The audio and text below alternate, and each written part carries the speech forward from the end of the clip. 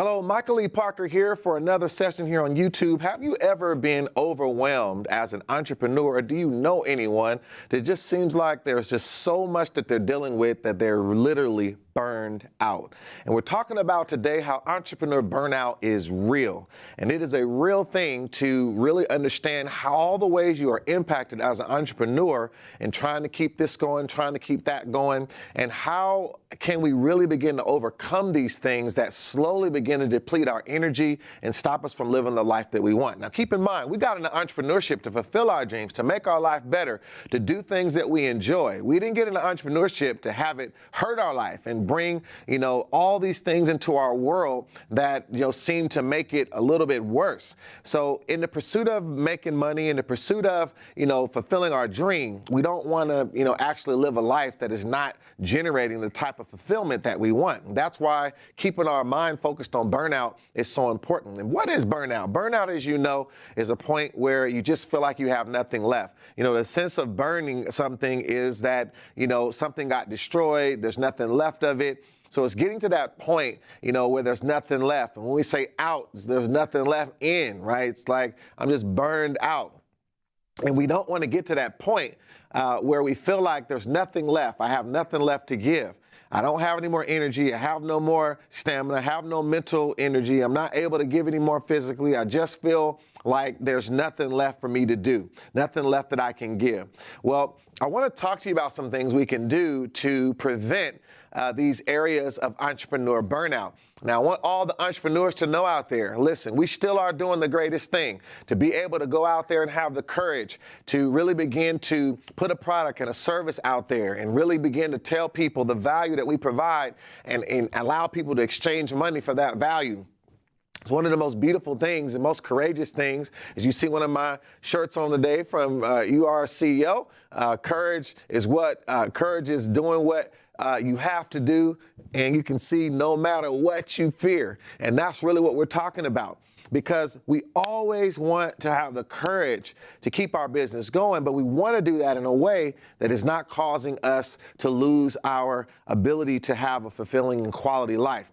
Now, I want you to keep this in mind. I can think of so many times in my entrepreneur journey where literally I had to realize that there was so much going on that I had to make a change. I had to make an adjustment. And there's many different times that you start, doing the things that you need to do. And you start to realize that, you haven't slept in a while. You start to realize that your eating, patterns have gotten off. You start to realize you haven't exercised in a while. You start to realize that maybe your responses to people are not the way they should be, because maybe you're a little bit sleep deprived, or maybe you just don't have the energy to try to maybe respond the way that you should respond. All of these are signals that there might be something that needs to change. Now, when you think about entrepreneurship, there's so many things we have to deal with. We're always concerned about payroll. We're always concerned about our operating expenses. We're concerned about how to keep the team that you're working with happy. You're thinking about what is your next move, what is happening in the marketplace. You're thinking about certain things as you're trying to launch, whether that's an event, whether that's a product, whether that's a service. You're dealing with customer issues in terms of customers who are always, keeping you alert and on your toes, that they're always changing and there's always something that comes up. You're dealing with a few fires that were unexpected and things that you just didn't know were going to come up. All of these things are very common in the life of an entrepreneur. And so we have to accept that these are some of the dynamics of being an entrepreneur, but there are things you can do to be more prepared to actually deal with that. So I want to talk to you about a few elements of this, and all of this kind of leads to when we talk about burnout. Now, the first thing I want to talk about is I want to really speak to a few different key elements. So here's one issue: being everything, right? Being everything to everyone. Now, this is something that, I definitely have learned is really a danger in trying to be everything to everyone. So realizing that you actually have to have the ability to realize when you should not try to be everything to everyone. You have to realize when it's actually a time and a situation where you need to give something to someone else to do. You need to delegate something else. You have to realize, too, that sometimes when you don't have the ability to do something, right? So, you may not even intentionally try to do everything, but by nature, an entrepreneur is always having to make sure that everything got done. So when you turn that switch on, you tend to go to the things that are coming up and just try to address it and try to fix it and try to do what is necessary, try to do what is required. But when you do that, the problem that you face is you don't realize that sometimes you've taken on a little bit more than you can actually handle because you're trying to make sure everything is taken care of. Now, a part of a good entrepreneur is being able to realize that there's some things that you have to develop in other people so that they would be able to do some of the things that you normally do. And so that doesn't always have to be a team member that you hire, but it can also be something that you outsource to, something that you realize sometimes I have to outsource and spend my money to get my time. So that I can't try to be everything to everyone. I've got to find areas where maybe I can create leverage and I can delegate. So this is very, very key. We talk about trying to get rid of burnout, being honest about the things that maybe is a little much in terms of the things you're trying to do for everyone. Now, here's another key thing that I want to point out to you, and that is being unfocused about your actions. So it's something about focus. When you're unfocused, you tend to take action, you tend to do things that have good intentions, but because you're unfocused, sometimes what you end up doing is, a little bit of this and a little bit of that, right? So because your actions aren't focused, you end up taking actions that are not necessary. So you start going into one particular area, and then you start moving into something else because you don't really know what your focus is. You're kind of handling we're talking about burnout, so we're dealing with fire. So you start trying to become a firefighter in a sense. You start trying to go burn, put this fire out over here, put this fire out over there, put this fire out over here. And the next thing you know, there's no way to keep up with all the fires. So the unfocused action, right, where you're not clear what is most important. You don't understand your priority. You don't understand what is most critical to the business right now. And a lot of times we're measuring criticality. We're looking at first, what are the things closest to us earning money? What are the things closest to the customer? What are the things closest to things that could, impact how the customer sees us, views us, purchases from us? So we want to think about that in terms of you might be wanting to do something because you really feel good about that thing or you're really into that thing. You really enjoy doing that thing where the business is concerned, but it's not the highest priority. It's not the biggest key. So we want to be clear about when the focus needs to change. Well, I need to get my focus back on what really matters the most. See, we have to deal with, number one, if a business does not make money, if it does not have revenue, if there is not cash flow, the business stops. So we have to give a higher priority to the things that impact the financial position of the company.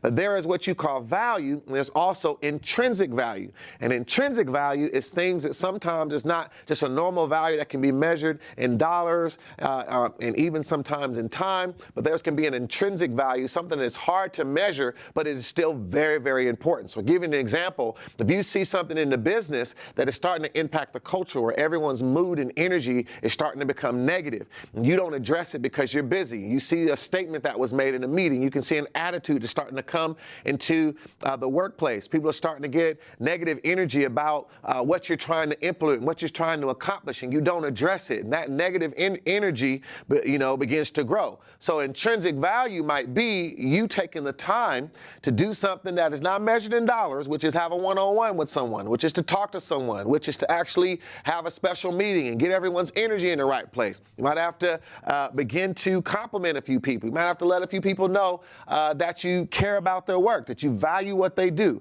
See, all of these things are really, really key because sometimes it's the intrinsic value that we end up allowing to take away our measurable value, our quantifiable value. Because we didn't focus on the small things, they became big things, and those big things begin to create big problems. So very, very key about unfocused. Now, here's another key thing that we want to also address, which is rework, right? Rework. Basically, not doing it right the first time. So this is another very critical thing. Now, as an entrepreneur, another thing that can create burnout is, imagine you do everything you can and you put all the mental energy into the thing that you're going to do. You put all of the time into it. You invest money into it. You do all of this work, right? You really begin to think through, you analyze, and you begin to, type up things, and you did all of this work. And then you end up, because of maybe quality not being ingrained into how you work and not being careful about the things that you can do to prevent mistakes when you do the work, you end up having to do all that work over again, right? Whether that's redoing something with a product, redoing something with a service, having to tell someone over again because the instructions are not clear, not realizing that there's things in your business that everyone reads but no one understands, so you always have to come behind them, go behind them. Whenever doing consulting, and and you go into a particular company or operation, one of the biggest things you look at first is the areas that require a lot of auditing, a lot of checking, a lot of, making sure it's right, a lot of inspection, right? Because wherever that is, that process and operation may not be stable enough, and that is the reason we feel like we always need to check it. That's the reason we feel like we always need to make sure it's okay. And so it is because of that we end up doing the work over again. And we don't get more money when we rework. We don't get more time back when we rework. When we rework, we are just doing the same thing over again, this time trying to get it right. And we have to use up resources again, not just money, not just inventory, not just the material, but also the inventory of our mind, the inventory of our energy. All of that begins to be depleted when we have to do things over and over again. So we're being careful how many times are we having to do things over again. Where, again, means again, right? To work again, right? We don't want to work again. We want to work right. We want to work smart, and we want to be able to generate value. And that's what, again, work is value-added movement. When we're, moving our bodies, moving our minds to be able to create value, that is what we look at as work. If we just come in the office and do some jumping jacks, that's not work, but we're moving. So work is not movement. We want value-added movement. We want to really make sure what we're doing makes sense and is of value. All right, let's keep going here. So the N here is for, it's really two N's here, but not saying no. We'll put an exclamation on that one. Now, this is a big one. This is a hard one. But as an entrepreneur, oftentimes people are pulling on us, right? Pulling from the customers are pulling from you. The team members are pulling from you. The different demands are pulling from you. You have events that are pulling on you. You have phone calls that are pulling on you. You have decisions that are pulling on you, right? So all these things are pulling on you. Now, when you realize all these things are pulling on you, one thing you realize very fast is that the biggest thing that an entrepreneur could ever begin to be able to do and to have the courage to do is the ability to say no. So when you begin to say no, focus starts, right? So focus cannot start without no. Anything you do requires a no, right? So for me to do this video right now and to provide some value to you, I had to say no to some other things that I might want to do or things that I can do in my business. We always are saying yes and no. We're saying yes to one thing, and to do that, we had to say no to something else. So we want to be careful that we're not, as an entrepreneur, becoming a yes man or a yes woman, where everything that comes up, I say yes. Can you do that? Yes. Can you do that? Yes. I recently just had an opportunity, good opportunity to make some good money for the business. And I had to say no because of something else that I already had scheduled. And that's not always easy because you realize there's money you're leaving on the table. There's money that you could, be earning, but you realize you need to say no because it'll get in the way of what you're trying to say yes to. So it's a matter of priority. It's a matter of discipline. And so we always have to agree that it is okay to say no. It is okay to admit you do not have the time to do something. You do not have the energy to do something. You are unavailable to do something. So this is a critical element of why a lot of entrepreneurs get burned out, is because they have not chosen what to say no to. Everyone is focusing on what to say yes to. Everyone is focusing on what they can get done. Everyone's focusing on how much they can accomplish. But no one is being courageous enough to sit down and think about a no list. So here's the things I can't do. Here's the things I won't do. Here's the things that I'm going to choose not to do so that I can do a few things very well. So we want to be able to say no. This is a good indicator of someone that is a seasoned entrepreneur, is they're really able to say that hard thing, right? It's a very hard thing to say. You know, you almost feel like you're disappointing people. You feel like you're letting people down. You feel like you're not living up to everything you're supposed to do. You feel like there's a sense of failure in no. But to realize that no has success in it. No has courage in it. No has, something in it that is actually showing more value for the person, right? Because you're not going to give your best self to them when you say yes, and you really can't give your all. You really can't be what you need to be. So this is also extremely important. Now, let's go to another key word here, which is overscheduling. Overscheduling, right? So this is, again, a very key thing, right? People talk about that, how's the saying go? If you fail to plan, you're planning to fail, right? People often say that, right? So, but keep in mind that sometimes your plan can create the failure, right? So your plan can create the failure. So just for a minute, let me get me a clean whiteboard here. And I want you to think about, we might have a work week that kind of looks like this, right? And we think about all the things that need to be done. And we start to, really begin to map out the things that we have on our plate, right? And you start to, maybe you got your time over here from, 8 or so in the morning to, I don't know, let's say 7 at night, right? And you got these different blocks of time that you're taking up doing things, right? And there's like longer things and things like that. Then, the next day might be a real long something you have to do, then a whole bunch of small things you have to do, right? And then some days I got some medium things, right? And then a gap, and then another medium thing here. Some days, I've got a few things and I got a lot of things open there. And then there's some days that, are kind of look like this, very, very unique and different. Now, the key is when we see these gaps and we look at these different days, we have to be critical at how we think about the schedule. So I want you to really begin to be key, that you have to look at the schedule and realize this is your control center, right? Nothing happens until you decide that that's what you want to do. So when you think about your day and you think about your life, you think about what you're trying to get done, the schedule is your friend. And it's only your friend if you begin to use it as a constructive tool to be intentional about the type of life that you want and the type of work that you want to accomplish every day, every week. So when I come back here and I see this open time here on Monday, so a big mistake is, even though that time is there, I still have to ask the question, how will I feel?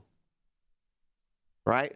So because of all these things that took place throughout this day, right, and the mental drain, I could try to pop that in because it seems like there's room, but not realizing I'm kind of tapped out at this point. It's a little bit too much. So sometimes I have to do this as entrepreneurs to realize, yes, it is an opening, but it's not an opening that is a good opening to put something in. I will be overscheduling to try to do that because of how I might feel at that point, because of the intensity of that particular day.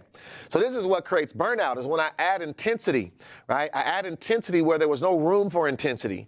So the schedule might say there's room, but but your mind and your body and your energy and your stress levels may not say there's room. So we have to begin to find that, that balance between wanting to maximize all of our available capacity, but also realizing there's a mental capacity. Also realizing that you are human. Also realizing that there are things that you need to do to recover. This is one of the biggest things, as you know. If you want to be proficient at working out, and if you're serious about taking care of your body, we all know that you can work out and you can work on your arms and the chest, you can do the legs and so forth. But if you don't take the time to recover, if you don't take the time to rest, that you will not get the most out of your workouts. And you can actually work out in a way that is not productive at all because you never let your body recover. You never let your body rest.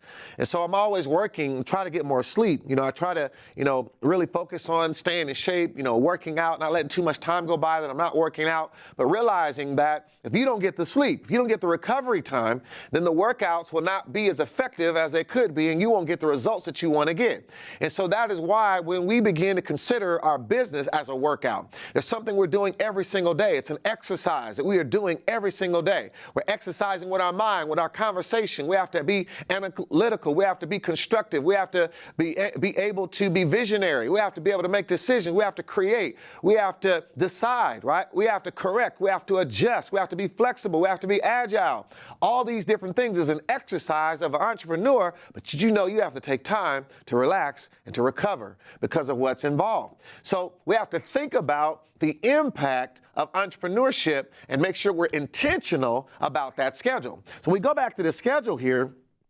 And we see here, we want to be really key of, what do I do with these openings, that I might see, what do I do with those openings? What's the best use? And we also, we want to consider, I'm using another color here, is, what is the intensity of that particular item, right? What is the intensity, I'll say, of this scheduled item? So we have to begin to evaluate that when we're looking at our schedule. Is this intensity high, medium, or low?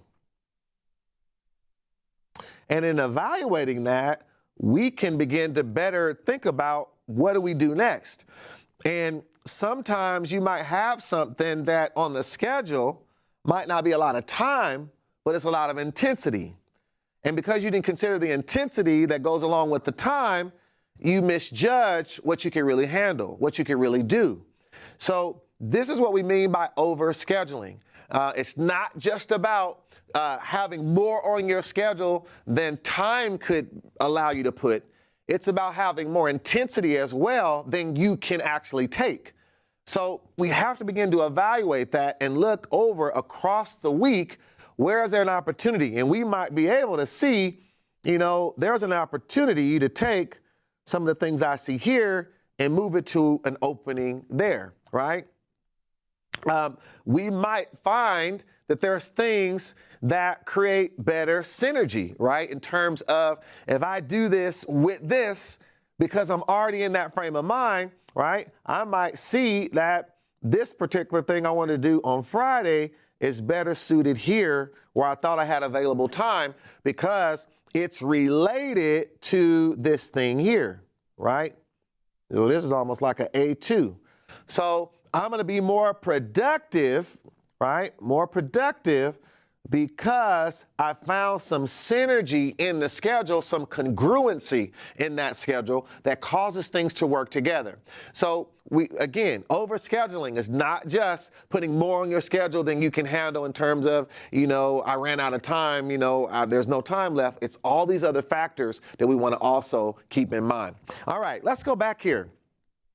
So I want you to consider here that another key thing that comes up, let me get my pen back here.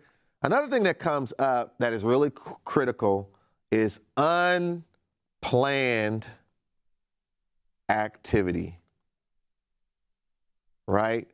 Essentially, I wasn't expecting this. Now, if you're an entrepreneur, you know that this is something that happens. Unplanned activity. So this is a critical area of how do you deal with unplanned activity. So when unplanned activity comes up, right, there's a few things that we have to look at. So we get something that's unplanned, right? So one thing we begin to evaluate is how urgent is it? So there's urgent. Then we can also say another thing is, can I plan it? So it was unplanned, but can I plan it now, right? The other thing is, so I'll just say plan. This is a bucket called plan. Another bucket is delegate. Okay, so we have to evaluate these, and we're essentially saying this, if it's urgent, it's basically stop, do it now, right? Type of thing, right? Got to stop and do it now. Plan means I can schedule so do it later, right? Delegate, I can get someone else, right? And because I can get someone else, what I'm essentially doing is do it through someone else. So when I get that unplanned thing that comes in, right, and it's like it needs to be addressed and it's high energy, high alert, we're always thinking about whenever something comes up, it always feels very urgent, but we can always evaluate, can I send it? I mean, is it an urgent? Is it really urgent?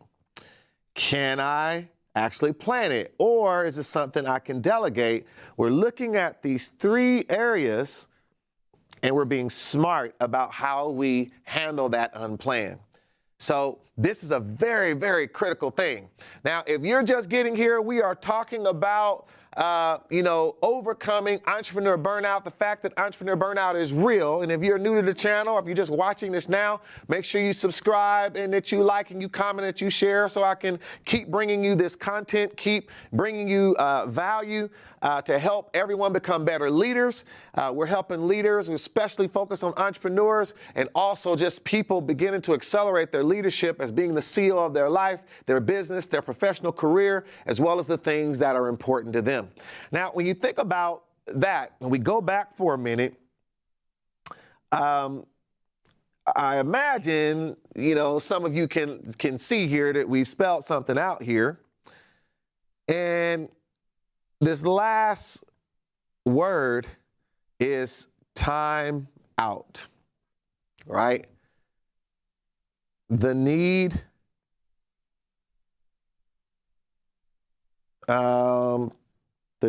for time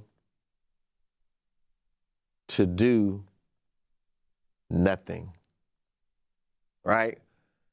Yeah, you ever be in a game, the other team is getting out of control, and the coach just goes like this? That's the T for timeout, right? So we have to make time to sometimes make sure that we're getting that ability to step away for ourselves, refuel, reconnect, re-energize, because if you don't, this is where burnout really begins to take off, is because I'm not valuing my ability, I should say my need to be able to really have that time to, just step away from everything, just to step back. Sometimes, that'll happen to me. Sometimes I'm working with my assistant and I'm saying, I can't do anything else today, or, I'm going to have to adjust my schedule for tomorrow. I didn't, maybe I didn't get enough sleep a particular night or something happened, and you got to be honest about that. I need a timeout. I need a timeout, right? Back to that coach. I have to admit that I need some recovery time. And, and it takes something to realize that things will be okay. It's something how, especially if you build a business the right way, it's something how when you feel like nothing can go on without you, like nothing will happen without you, like I'm the brain, I'm the this and that, I gotta be there, I'm the, everyone needs to know what to do. And if you get sick or something happens, the show goes on. It has to. You find a way. You will always find a way, even though your mind tells you there is no way without you, right? Because you know that thing, you do that thing, right? But you'll be surprised. And I want you to get this. So here's another key thing about timeout, right? So there's two sides to this. One is the courage to take the needed time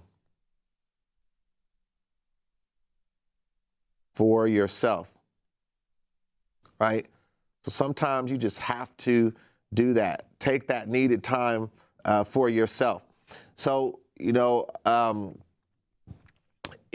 this is one side of it, right? And, it's the courage to admit it's time. I need to do that. Now, this doesn't have to be a vacation. This could be, clearing your calendar for a particular day, clearing your calendar for a particular morning, clearing your calendar for an afternoon. It could be,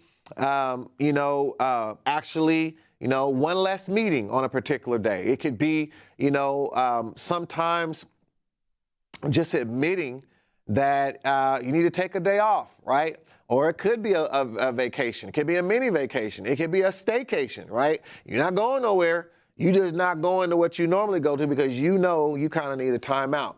And in that timeout, making sure that you don't take a timeout, but still don't take the timeout. So make sure you take a time out and then really take a time out. Try to do something that you enjoy. Spend a little time doing something that you like. Go for a walk, read a book, listen to some music that you like, take a warm bath, get some Epsom salt. Do something that allows you to just disconnect for a minute, right? And trust that things will be okay. Trust that it's allow yourself, right? Give yourself permission to take a time out. And sometimes it's a very hard thing to do, but you can do it. Now, there's another side to this with the timeout, is actually making preparation so that timeouts are possible. Okay, so this is being a little bit proactive, because what we're saying now is I'm not going to just wait to the point of burnout and have the courage to take time for myself, right? Which is good, but I'm going to start thinking about how do I begin to prepare, this is the key, using systems, training, right? Things of that sort. Checklists, which is also a part of the systems part. How can I start using some things so that if I do need to take a time out, things won't fall apart because I prepared for this moment? Because I'm making sure all around my business that other people know how to do things. I'm cross-training people, right? So I'm thinking about cross-training. How many people know how to do different things in the business? Very important. Thinking about delegation and delegating some time when I am there so that I can see how a person handles that delegation, right? We talked about outsourcing. And this might be something you don't outsource all the time, but if you needed to, that you could. So all of this is very critical. And what happens is when you start to do some of this along the way, it then creates trust and confidence, right? So you prefer to be there. Maybe no one can do it like you, but you got some trust and some confidence because you've been preparing for that moment. So when that timeout is needed, and you never know when that might come as an entrepreneur, because you don't want to reach that. See, you don't want to reach burnout and take a timeout, right? Burnout and timeout, that's not how you want it. When I burn out, I time out. No. You want a timeout before burnout. You want a timeout is supposed to be a burnout preventer. It's not a response to burnout, right? It's a prevention mechanism. So this is what we want. We want to prevent burnout and not respond to burnout. Very, very important. So as you can see here, we have spelled a word here, and all of you, I'm sure, got that. And you can see we have taken burnout and turned it into something positive because we're going to use the word burnout word to show how we're not going to be burned out. So as we go through this last time, remember, we want to not try to be everything to everyone. We don't want to do that. We have to realize that we got to find other ways through other people to get things done as much as we can. You know, if I try to do everything in my business, there's no way we could do all that we do. It's just impossible, right? And to have a team and to run several companies, you got to have people that, you know, are doing things all the time when you're not around. Unfocused about your actions. So making sure that you don't allow unfocus to create, right, action that is not focused on the right thing. This is why you end up feeling burned out, because you start wondering if what you're doing even matters. Is it accomplishing anything? Because even you know that those actions aren't tied to the most important thing, or you might not even know what that most important thing. You just know that's not it, right? And then the rework, not doing things right the first time, learning how to ingrain quality into the work. Where look for those areas that tend to be mistake prone, error prone, and try to make those things stronger, better, and more consistent. We also talked about not saying no, having the courage to say no, and why no is so important. That no is where the strategy begins. It's where focus begins. It's where priority begins. It's where leadership begins, deciding what you want to say no to. And then we talked about overscheduling. And overscheduling is not just a time and scheduling thing, but it's an energy thing too. And it's also finding congruency. All these things we talked about. Then we talked about unplanned activity, right? How do you handle the things that are unplanned, and how you adjust to what's unplanned, and what bucket you put it in is going to determine if it leads to burnout or something that's more effective. So you have to begin to understand that. And last but not least, we talked about making time for you. Know when it's time to call a time out, because you're in danger of losing the game. Let's say that one more time. Know when it's time to call a time out, because you're in danger of losing the game. And the game is to be successful and earn as much money as you can while building the culture that you want, but also having the fulfilling life that you want and not sacrificing your health and well-being just to have the business succeed. I'm Michael E. Parker, and I hope you enjoyed this. Again, make sure you like and subscribe and you comment. If you have not shared this, make sure you share it with people that you know need to hear this, because we want people to not have burnout. We want our entrepreneurs to be successful, and I want to keep promoting to all of you that the greatest business you could ever run is the business of you. And once you understand that self-leadership is the guide to all other forms of leadership, you'll be able to accelerate your ability as an entrepreneur, as an intrapreneur, and as a selfpreneur, so that you can create the success in every area of your life, because you truly are the CEO of your life. Thank you so much. Until next time, make sure you go to our description, check on all the things we got going on now, and make sure you let everyone know about this channel so I can keep delivering content like this to help us be the CEOs of our future. I'll see you soon.